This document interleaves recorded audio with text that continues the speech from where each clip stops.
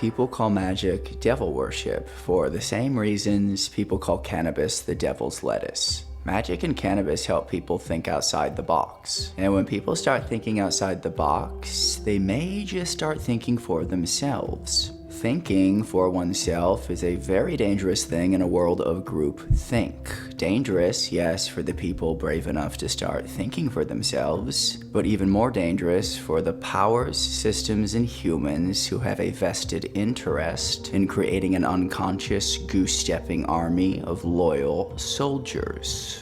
You have a great, big, beautiful brain, and in your great, big, beautiful brain, there are numerous neuroreceptors that will respond when stimulated. Combining a spiritual practice with cannabis stimulates more receptors than meditation alone, and it can be an incredibly powerful amplifier if you like cannabis, and if you are, of course, in a region where it is legal to purchase and consume. In today's video, we're talking about cannabis use in spiritual practices. If you find this interesting, keep watching.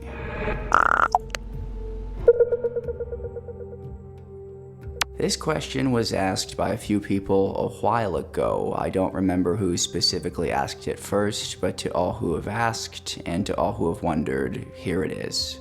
Substances are wonderful tools, but cruel masters. Just like magic is a wonderful tool, but a cruel master. If you use cannabis to alter your state of consciousness into realizing that you are consciousness with or without the cannabis, then that's a healthy process of substance integration. If you use magic to alter your state of consciousness into realizing that you are consciousness with or without the magic, then that is a healthy approach to magic. But if you need weed to feel like God, or if you are worshiping the magic you practice, then that is unhealthy because you're missing the point entirely. Magic, meditation, and medicines are meant to expand you. They're meant to take you apart and put you back together again, with the intent of you coming to the realization that you had it all the time. You never needed to do magic. You never needed to smoke weed. You never needed to do anything. Magic and cannabis were of course helpful, but they were just tools helping you realize your divinity a little faster. Magic is a road to discovering our inner power. Cannabis is a road to discovering our inner power. There will come a day when these roads no longer serve you. Till that day, enjoy the ride. Before we continue, I would like to thank the generous souls who have contributed monetarily via Super Thanks. Thank you very much. I'd love to create more videos and dedicate more time to Mage Space. Your generosity greatly accelerates this process. Tap like if this video resonates with your soul, and if you'd like to see more, subscribe.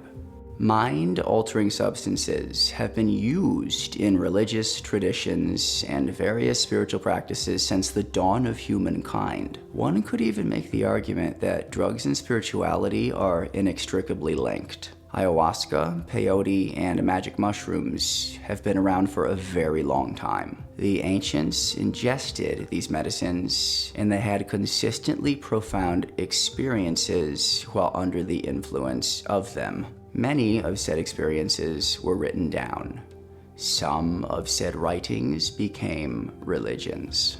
Ayahuasca contains DMT. A DMT trip can evoke deep emotional, psychological, and spiritual revelations, vivid visions, light bulb insights regarding personal issues, and profound philosophical and existential realizations.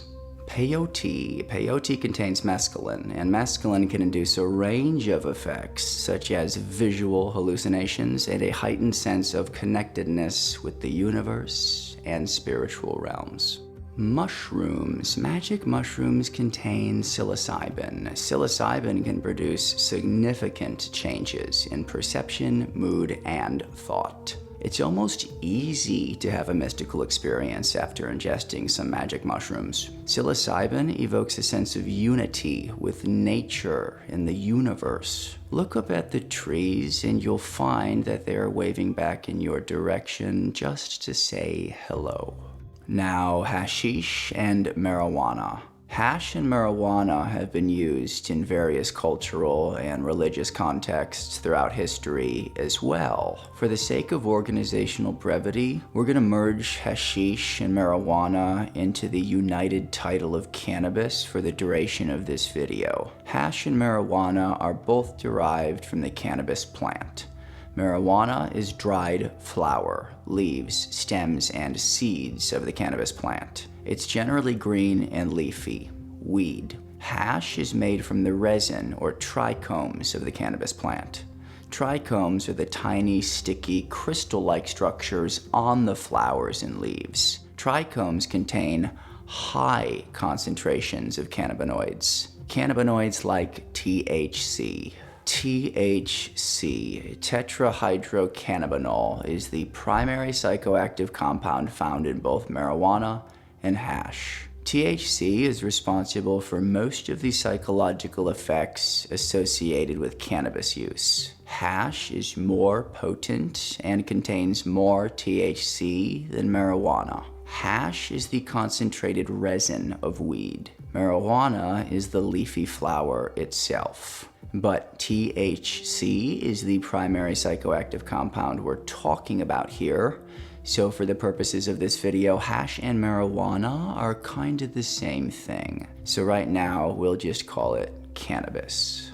When a human consumes cannabis, the THC binds to cannabinoid receptors in the brain and throughout the body. The positive psychological effects can be a sense of euphoria, enhanced perception, calmness, peace, and mood elevation. The enhanced perception component of cannabis can lead to more profundity in our visualizations and realizations. With enhanced perception, it's easier to feel into the sacred shapes we're drawing. Cannabis leads to more thoughts and new thoughts. Enhanced perception plus new thoughts helps us connect the dots and build bridges between our right and left brains. Nature comes alive more with cannabis. A puff or two and suddenly the wind feels windier. We can feel the element of air flowing through us, which makes breathing into Raphael, the archangel of air, an even more powerful practice.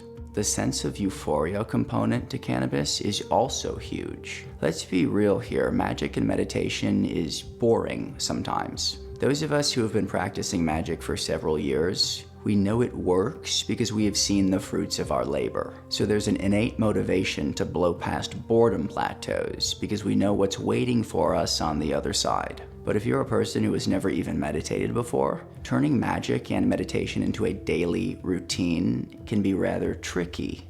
One solution is to simply make magic and meditation more fun. Cannabis is a substance that can make magic and meditation more fun. Cannabis is a mood elevator, and when we're in a good mood, we tend to make better decisions and take actions that are more aligned with our deepest purpose. Here's an example. This is Lucy. Lucy loves life. Lucy is joyful, productive, and at peace most of the time. Lucy knows how to focus, and she is a skilled operator when it comes to manifesting love in her life. But every afternoon from about 3 to 4 o'clock, for whatever reason, Lucy's mind starts to wander, and she begins entertaining negative thought forms, some of which she verbalizes. Lucy's negative verbalizations resonate just enough to poke a few holes in her aura. By 4:15, her mind is out of this funk, but Lucy's energy is now slightly diminished for the rest of the day. She will, of course, bounce back during her next meditation, but till then, she's feeling 3% less productive and 4% less joyful. The point of this illustration is that although a brief dip in one's vibration will not unravel one's frequency, A negative mood swing can be like a razor scooter to the shins. It sucks and it could have been avoided. I'm not saying that cannabis is your go-to solution for bouncing back from mood swings. What I am saying is that if you can find ways to raise your dips, or quote-unquote fake it till you make it in certain areas of struggle, I do think that sort of thing pays off in the long run. Cannabis can elevate your mood. Your elevated mood can lead to more positive thinking. That positive thinking can elevate your mind from the dips. Yes, you are taking a substance, but under the influence of this substance, you are cultivating a healthier mind space for developing new thought forms and solidifying healthier patterns. Instead of falling into 1 hour of negative mind reps, you're snagging a toke or two and then doing 1 hour of positive mind reps. If Lucy or you made that exchange every day for 21 days, you would have 21 more hours of positive mind reps logged into the bank account of your resting frequency. Then maybe try a day or two without the weed. That level of euphoria may not be there, but the new thought patterns that you programmed into your head while you were feeling euphoric, those thought patterns are still there. And soon enough, you can completely drop those training wheels and ride the grooves of your programming alone to evoke those euphoric states of mind. This beneficial substance integration phenomena only works, of course, when substances are seen as tools and not masters. Cannabis is not a physically addictive substance. Some people do develop psychological addictions, but cannabis is on the lower end of the danger scale when it comes to this issue.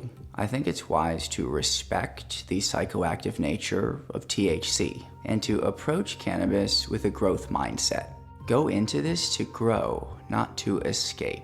Furthermore, you don't need super high amounts of THC in order to receive the benefits of cannabis. High intakes of THC can lead to more psychedelic experiences. If you want that, go for it. But if you're just looking for a slight alteration, you really don't need to ingest that much. Cannabis has been used and is still used in various cultural and religious contexts around the world.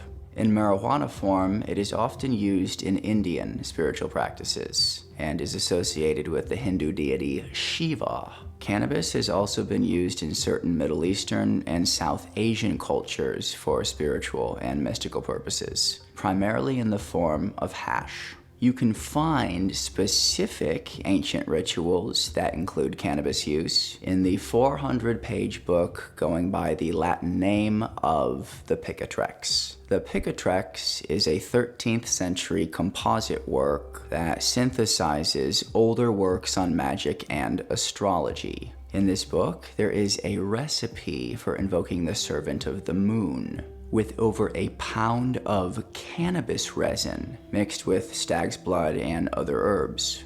Other works, like the Sefer Raziel and the Book of Oberon, talk about cannabis recipes that are used for mirror scrying. Scrying is a lot like looking into the clouds and watching them turn into giraffes and dragons and such. Scrying is when a magician relaxes their eyes and gazes into a black obsidian mirror, or a crystal ball, or anything that is of a slightly reflective nature to see visions. This sort of thing tends to be quite a bit easier with THC in one system. To paraphrase Aleister Crowley, hashish is bringing up the subconscious into the conscious.